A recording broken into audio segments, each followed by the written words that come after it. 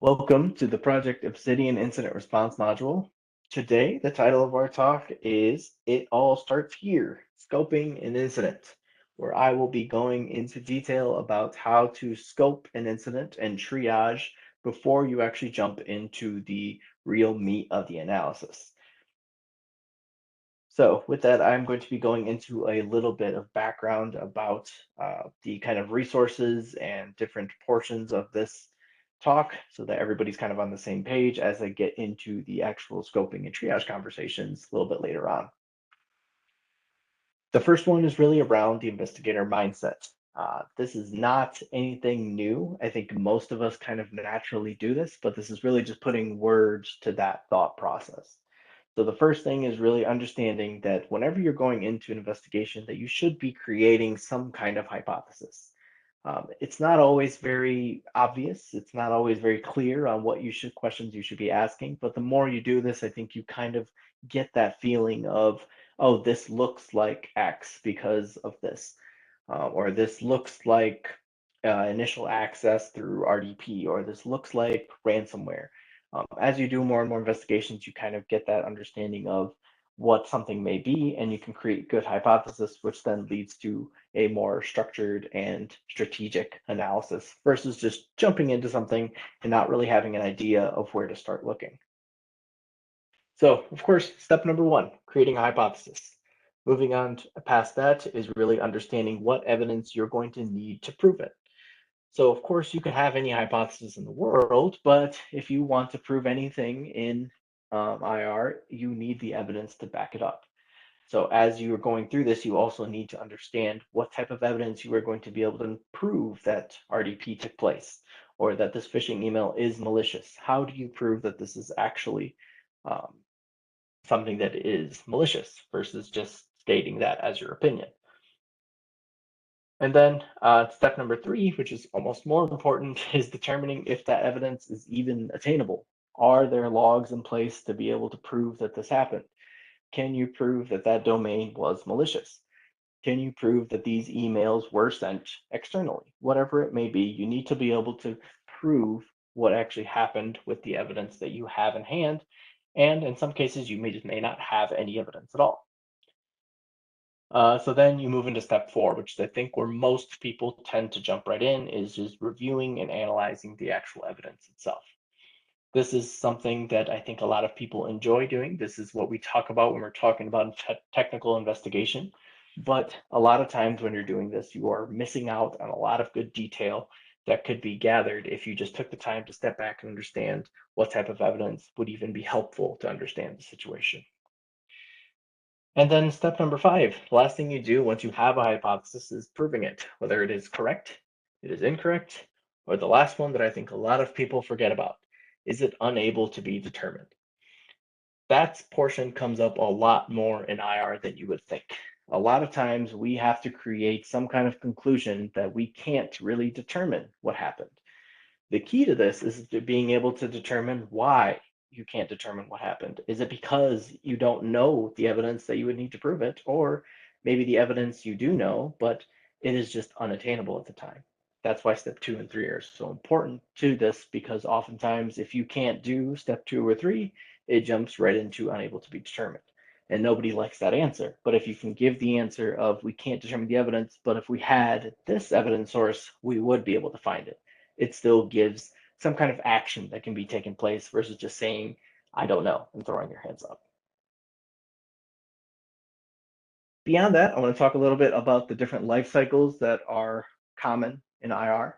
Of course, the incident response life cycle is bread and butter. It is what you're going to need to know no matter what's going on, which is preparation, detection analysis, containment, eradication, recovery, and then post-incident activities. I won't jump too much into each one of these quite yet, but some of the other talks will be going into a little bit more detail of what each of these truly mean. What I'm going to be focused on is actually how you move from preparation, which is anytime you're not in an incident, you should be preparing for an incident, to detection analysis. Is it just a matter of starting? What do you do? How do I start? That's the question I'm here to answer. And then MITRE. If you're not familiar with MITRE, I would highly, highly, highly recommend you go get familiar with MITRE. It is quickly becoming kind of the industry standard in a way. It's a collection of different adversary tactics, techniques, and procedures. If you've heard the term TTPs before, this is kind of where that originates from. The tactics, techniques, and procedures at a high level, tactic is the goal of the adversary, what they're trying to achieve. Technique is the actual process they are using to obtain that goal. And then the procedure is the very specifics of what exactly they're doing and potentially the differences in procedures you may see depending on which threat actor is involved or which type of technique is utilized. So, like I mentioned before, my main goal here is how do you move from preparation to detection and analysis? Because it's easy to say, oh, you just start looking, but what does that truly mean? Well, that's where these two things come in, scoping and triage. Scoping is understanding all of the known facts and what the impact is at the current state. You aren't going to necessarily know everything at the beginning of an incident, but you can take the time to understand all the known facts currently. Because a lot of times you are going to miss things when you're jumping into an incident and going straight into analysis. Because, yes, that is definitely the fun portion, but it is not the most important portion depending on what your objective is. Then the next portion we go into is triage. And triage really isn't necessarily analysis, it's pre analysis in a way. It's the initial analysis you do to gather the appropriate leads so that you can create a proper investigation plan and give people clear objectives on what they should be looking for. Nobody likes going into an investigation where they know nothing because you end up just looking and looking and looking until maybe something hits. And then once you get that hit, you kind of pivot and pivot until you can answer the question. This is very similar in process, but what we're doing is once we find that lead, we note it down as something to investigate and then look for additional leads. And then once we've gotten everything together, we start doing a much broader and stronger analysis, and we can compare notes and see what actually took place here. So with that, I'm going to jump right into scoping. So incident scoping, for a quick definition, is really understanding what happened at the current state. This isn't necessarily always something you have to do, but I always urge that is something you do no matter the type of incident you're dealing with. You should always gather as much information as possible early on because it is likely that those sources of evidence or those sources of information for the incident are going to go away the further and further you delve into the incident as time goes on. So one of the first things you should obviously always try to figure out is determine if that incident should even be considered an incident. Is it just a security event or is it a full-blown incident? And one of the questions that I like to ask with this is, have you seen this before? Because if you've seen this before, it could still definitely be an incident, but a lot of times it is likely something that is common, maybe a misconfiguration, maybe something that just needs to be fixed that hasn't been fixed yet. But make sure you ask the question because I've been a part of a lot of investigations where we just start and we consider it an incident from the get-go. And as soon as we do, we find out about, a day and a half later that, oh, this was actually just a misconfiguration that was not fixed in time. So you want to make sure that you take the time to ask this question and really consider, is this an incident? If you don't have classifications that exist today to properly say whether something is an incident or it is a security event or assigning some level of severity to it, that is something you should definitely look into. Because if you can do that, it makes it even better. That way you could say if it's a medium or high level threat, then we will say is an incident. If it is a low level threat, then we will say it will proceed as a normal security event. Then moving on from there is really understanding the incident and what needs to be done. So figure out what exactly is going on and what is the end goal. A lot of times we jump into these things and we don't have a goal in mind. We don't know what it is that we want done as a result of finding all this information. But if you talk to people, they kind of already have that in their head, but it really just depends on your role. An analyst may want to figure out, how does this malware work? They want to see the intricacies of what it does and seeing if they can create proper detections around it. The CISO may say, hey, I want to figure out if there's any reason that we should be considering some kind of compliance notification. Is there any reason that legal should be involved? Well, the manager may say, hey, I want to know how long are these systems going to be down? When am I going to be back up? And what is it going to take to prevent this from happening again? Everyone is going to have different types of questions and different types of objectives that based on their role. So making sure that you can clearly note those down of what people expect is really, really important. So make sure you understand that and don't assume someone's expectations. Ask them. Get it on writing, make sure it's noted down so people understand what their end goal is. And then using templates, which I will thankfully show you a couple examples here today. Using templates is going to save you a lot of time. Trying to jump into this with a blank piece of paper is scary. When you just open up an empty Word document and there's nothing on the page and you know you have to create a report is very tough because you're going to miss a lot of details. You're not going to ask some of the right questions that you should be asking. So make sure you can note all these things down. Have all these questions pre-prepared for things that you commonly ask in these situations. That way, when you're going into an incident, you have them in front of you. You can walk up to the person, ask them the questions, write down the answers, and fill in everything you need to do. And we'll kind of talk about that in a little second. Beyond that, once you've kind of gathered all the information that you need and you go through this scoping document, which I'll show you in a second, then you're going to be talking about how this investigation needs to proceed with your team members. And remember, your team members aren't necessarily just the security team. It isn't necessarily just the network team. It is the combination of whoever can help and provide value to that investigation. So make sure you gather everyone's notes. I personally like to have everybody kind of put their notes into one document or one location so that everything can be looked through very easily because people are going to have different perspectives. So making sure that you get all those different perspectives, put it into a single place so that people can look through it and potentially get inspired on how the investigation should proceed. The next one is evidence sources. Evidence sources should be discussed early. I know it doesn't always seem like that. I know sometimes you kind of just go with it until you determine something and then you find the evidence source for it. But if you can do that in advance, create that hypothesis, determine what evidence sources you need for that hypothesis, you're going to be ahead of the game. You don't have to wait to tell the networking team to pull net flow data for 3 days because that isn't something you can do very easily. You need to be able to pre-plan in your head and have an idea of what to expect, what you would need. And again, a lot of this just comes with experience. But you can also use things like MITRE. MITRE actually is a great source for evidence sources where they will detail out something like initial access, RDP, and they'll give you a couple evidence sources of what you can look for to potentially be ahead of the game. So look through those types of things, use the resources available, and try to document as much as you can early on. That way you're not looking back and trying to remember what evidence sources you wanted from the very beginning. And then confirming those objectives that we talked about.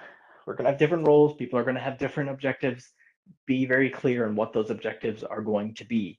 You can have multiple, that's fine, but making sure everyone understands them and they can understand the goals that they need to try to go after. If the goal of the investigation is to determine data exfiltration, you may not need to spend as much time on the deep malware analysis. If it is a ransomware executable, you're not going to spend nearly as much time looking for the decryptor if the goal is to see if data exfiltration took place in the first place. And then giving next steps for each IR team member.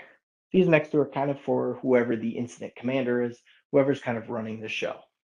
Make sure you give a clear task to each individual. Anyone on that team should be able to leave that room knowing exactly what they need to do, not just go look. Tell them to go look at Windows event logs, go look at the network alerts that have came up in the last 30 days. Give very clear instructions on what you would expect from them.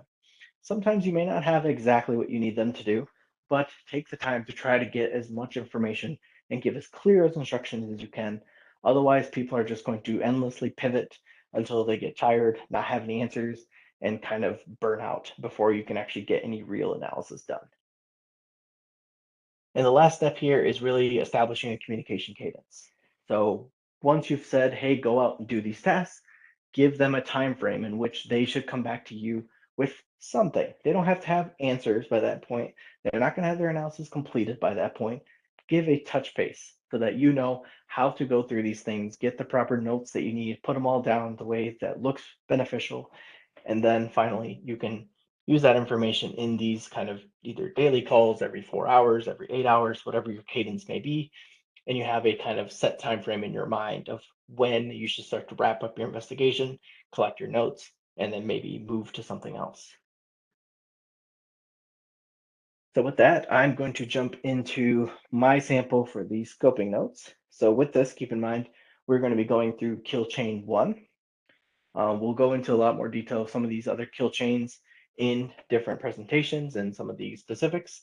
But all you need to know for my example is that a phishing email has taken place and it looks to be impersonating the legal department.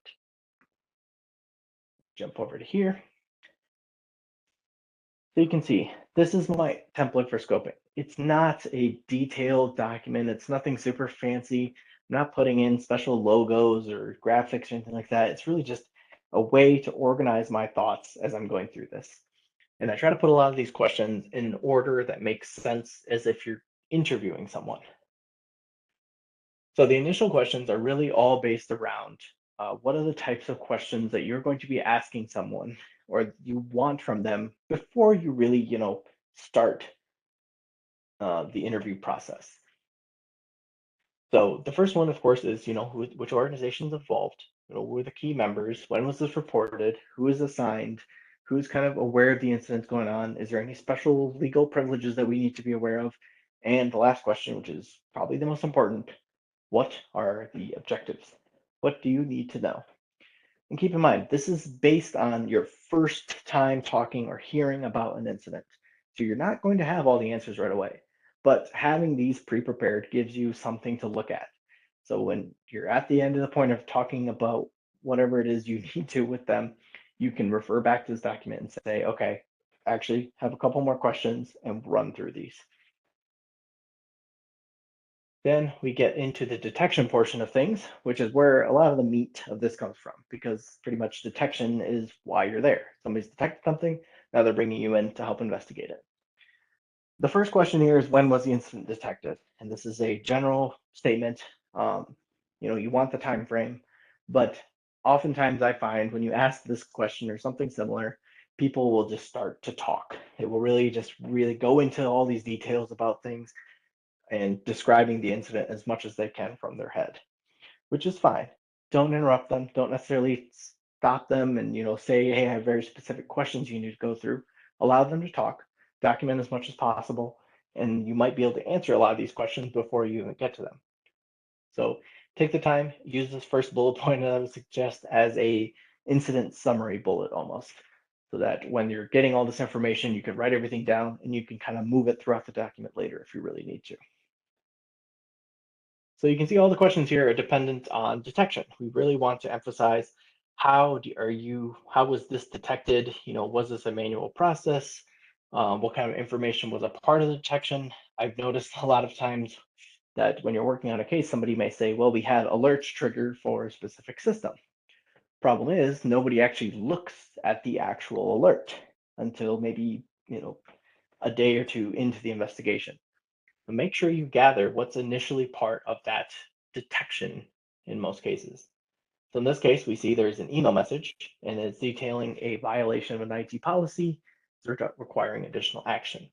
And then I actually took a screenshot of that actual email itself, which is, to summarize, since it's a little bit hard to read, that a specific individual violated an IT policy. This is coming from the quote unquote legal department. And there's an attachment that needs to be reviewed as a secondary action as a result of this. So looks pretty suspect. We want that information there, so that way if we ever need to refer to it or find the original email, we actually have some information here that we could work from. And then the impact. In this case, there's not really too much impact. Right now, we just know the one email recipient, but obviously we want to expand that scope because it could be more. And you can see I put TBD here in terms of who else is impacted as far as the host or whatever systems. The goal of this document isn't necessarily to answer every single question. It's just to have those questions there so that you aren't missing things that otherwise could be useful. And then is there a unique identifier for the affected resources? The only thing we have right now is the specific email phishing was from this domain, which was magnumtempest.financial, which is potentially a little suspect. And then we go into the actions, basically determining, what has been done since this detection took place and any remediation been done. And then the environment itself, whether it's a specific department, if you're working from a consulting standpoint or you're working for another organization, understanding all these key details about their tool sets, users, endpoints, capabilities, so that you have other things to potentially lean on if you run out of ideas. Then the last two here are really about the kind of IOCs, the network and malware IOCs. If they see enough alerts or something else already, this is kind of gathering additional information from that. And then the last thing is the next steps. This is essentially confirming those objectives, making sure you understand the objectives from whoever you are serving, whoever is kind of your boss, and what are your personal objectives. There should be kind of different angles you're taking objectives. So get them all noted down, determine the priority of them, and then you can move into the investigation. So back into here.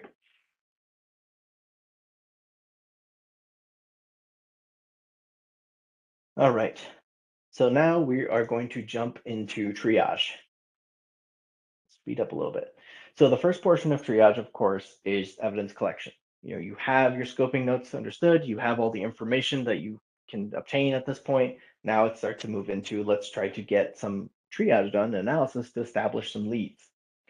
So firstly, collection of evidence has changed quite a bit these days. I mean, obviously before imaging and forensics was kind of the key with dead box forensics, but now things have changed quite a bit. You have imaging software, you have different types of triage scripts, you have security consoles to look through to gather information, log files, and even virtual system files.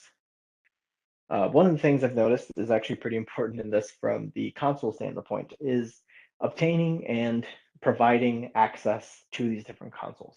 You should have a process to provide access to individuals such as an external firm that's helping with forensics or potentially a different department that may be kind of supplementing to help out. Provide them access in a secure way so that you're not getting in the way of an investigation just because of a strange audit policy. Make sure you have these contingencies in place because this is often what causes a lot of investigations is they don't have access to the things that they need. And then clear instructions on how to preserve and prepare. This is more intended for the security teams. If you have a way you like to prepare evidence so that you have all the data you need, collecting specific artifacts, performing the triage script or the imaging software in a very specific set of ways, make sure you note those down and provide that to whoever may be doing it. Because maybe in some cases, the IT team may be gathering the system. So when you say, hey, take that system offline, let them know what you mean when you say take that system offline. Do you mean pulling the cord on the whole system? Do you mean just taking off Wi-Fi, pulling the network cable attached to it, or potentially running some type of software on it to prevent it from communicating with anything else? Make sure you're very clear about what your intentions are. Then pre-planning for analysis. The scope and time frame of investigations has changed quite a bit. I think it was back in around 2018, the time frame was around at least 180 days before malware was actually detected in an environment. And that was 2018, was a while ago, but I think most of us can say that that isn't too different than it is today. We'll cut that in half and say today it's 90 days. Even so, you want to make sure when you're gathering evidence, you do that in mind. That if you're seeing something like ransomware taking place, that's not an indication that ransomware took place today. That's an indication that somebody may have been in your environment for multiple days, if not months, if not maybe a whole year before getting to this point where they're executing malware. So make sure you understand the full scope of what you should be collecting. The idea that your current time frame of when this first started may expand. The triage analysis. So when you're going into triage, make sure you organize and document everything that you're collecting. This can be tedious, this can be really annoying sometimes, but it's very, very important, especially when you're talking about an investigation that is crucial to the legal or forensic side of the house. Making sure you document everything that you are collecting and why you are investigating it not only gives you coverage in terms of how you investigated, but also gives you coverage in terms of what needs to be done. Don't rush into an investigation without a plan. A lot of people like to just get into investigation and pivot until they get too tired to understand what's going on. So make sure you have a very clear idea of what you need to be looking at, what evidence sources you should be looking at. Take a little time to do research and see, like, hey, if this type of ransomware executed, what type of evidence should I be looking for? Taking those few moments to look for those evidence sources versus just jumping in and analyzing something that may be, not very valuable in the long run is just going to waste your time and make you more and more tired in trying to figure out what's going on. And then last portion here is really just writing it down. Summarize what you are seeing, not just the bad stuff. If you're seeing commonalities, if you're seeing a lot of activity around Google Drive that doesn't necessarily look malicious but is unusual, make sure you note those things down. And more importantly, you just want to note things down that stand out. Do you have something that you would consider a finding? It's tough to kind of uh, verbalize what a finding is, but really it's something that stands out to you, and I'll give you some ideas of how you should be documenting that. So how do you find evil? Triage, like we said, it's not necessarily the true analysis that's going to take place, but you still need to understand where to look to find commonalities. These are just a couple of things that I've noted down with these common indicators, but the key idea here is malicious behavior is not going to always be identified when incident response is engaged. A lot of times people may say that there's been a ton of unusual network activity or my system is extremely slow, and that may be enough to kick off an incident. So make sure you have a plan so that you can do your own version of a kind of threat hunt, because a lot of times it's going to be extremely necessary. And the best thing you can do for any type of incident is understanding a baseline. If you know what the common things that are run on a system is, then it's going to be much easier to find the things that stand out because that's what's going to take place. Are you going to see strange connections? Are you going to see unusual processes, weird services, rogue accounts, unusual files that have strange naming conventions, or even some of the auto start locations that aren't commonly used? Knowing these things is what's going to help you figure out where the bad exists. Because if they are just operating the same way as a typical user would, it wouldn't seem very malicious in the first place. And again, use your hypothesis approach. Look at these different paths. And sometimes you're going to find points to pivot on very quickly, but make sure you finish your hypothesis, note something down as something to follow up on. Then once you finish your hypothesis, move on to the next thing. You don't want to leave a bunch of thoughts just incomplete, because at the end of that, you're not going to have much to report. You're just going to have a bunch of incomplete hypotheses that were never fully realized. So a finding. So what determines a finding, again, changes. It's something that stands out to you. And it's okay. Sometimes you are going to come across findings that end up not being true findings. It's fine. But make sure you go through the proper process so that you can get better and better at it. These are the kind of 6 things I typically would say need to be included with a finding. One is the timestamp. One is the investigate or event description, so describing what exactly you think you're seeing. 3, the data source. Where are you getting this from? And with the data source, you also want to make sure you include the query or procedure on how you got to this point, because just saying the Splunk console is not very much. Include the actual search in there, or include whatever data source you needed to get to that point. And then the context: who, what, where, when, and why. And if you can't answer all those, maybe you need to do a little bit of research to see if this is something that is truly a finding. And then finally, the code, whether it's the file path, register entry, copy of the command, whatever it may be. I always recommend having that in your actual notes, which will actually be your report, which I'll talk about in a second, to get all that information in one place. You don't want to have to say, well, this is in the Splunk query. If you query this, this, and this, then you can actually see it. Have a copy of it available so that people can easily reference it. And then writing your findings. When you're writing down your findings, make sure you write them in a report format. This isn't necessarily just to make things difficult for you. This is to ease it for you so that eventually when you get to the end of this investigation and you have to write your report, there's not much you have to do. If you write your notes in this format, you are going to have it already ready as if you are having a report. So this does two things for you. One, eases the process of the report, and it also eases the ability for you to speak on the findings as if it's a conversation. So write your notes as if you're trying to explain to somebody what you are seeing. That will make things much easier, and it'll kind of find gaps of like, oh, I don't actually know this piece of information as far as what user ran this, so I need to figure that out. And then understanding your timestamps of your data source, and you always try to convert to UTC impossible. If you're new to forensics, if you're new to incident response, I think everybody knows UTC is king. Convert everything to the UTC zone, time zone as much as possible, because it will make timelining and creating all these different things so much easier.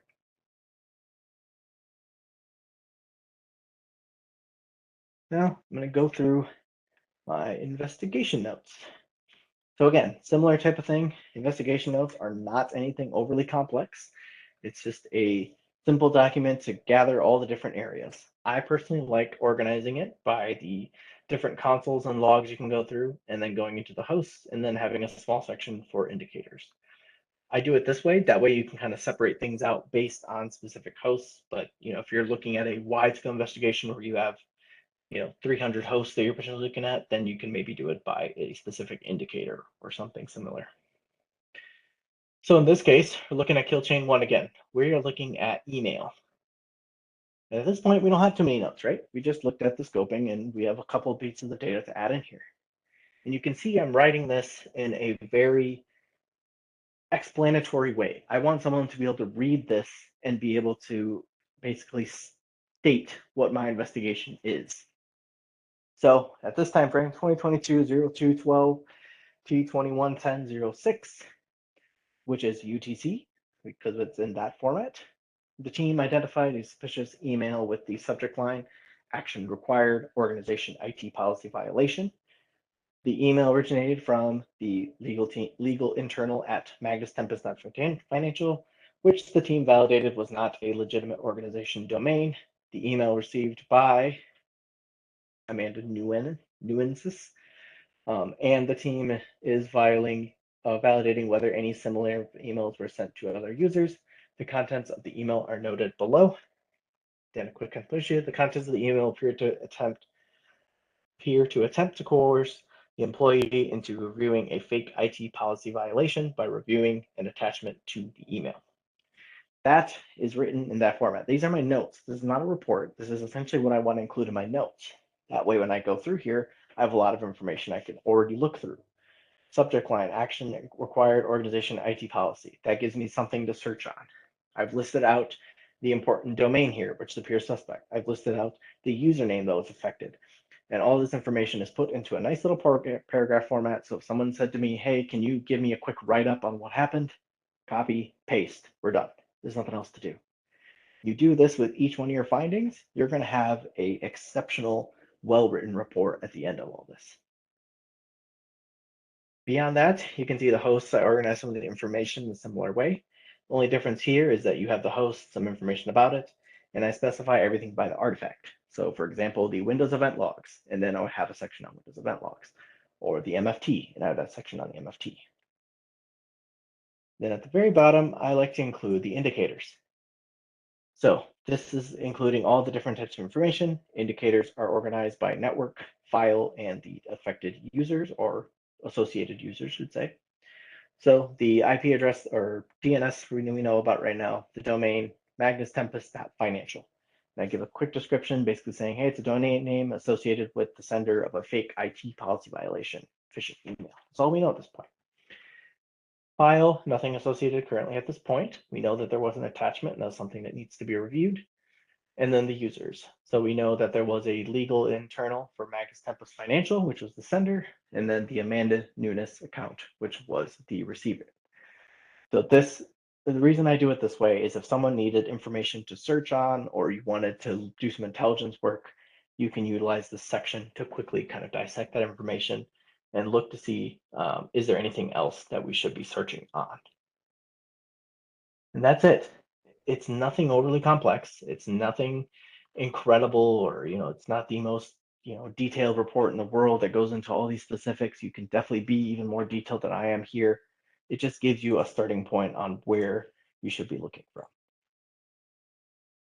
So with that, my final piece of advice, I hope you kind of learned a little bit. You got some information that you can utilize in your investigations. I mean, obviously, this topic is something I could go on for days, if not years, about.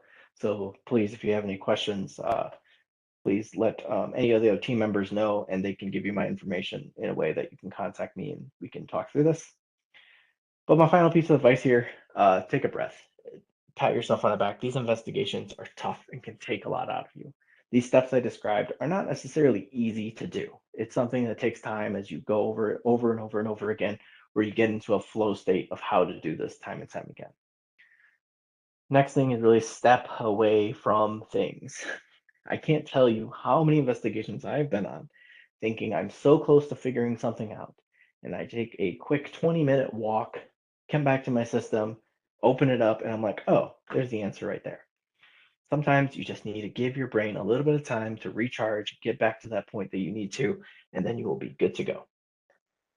Knowing your limits. This one's tough.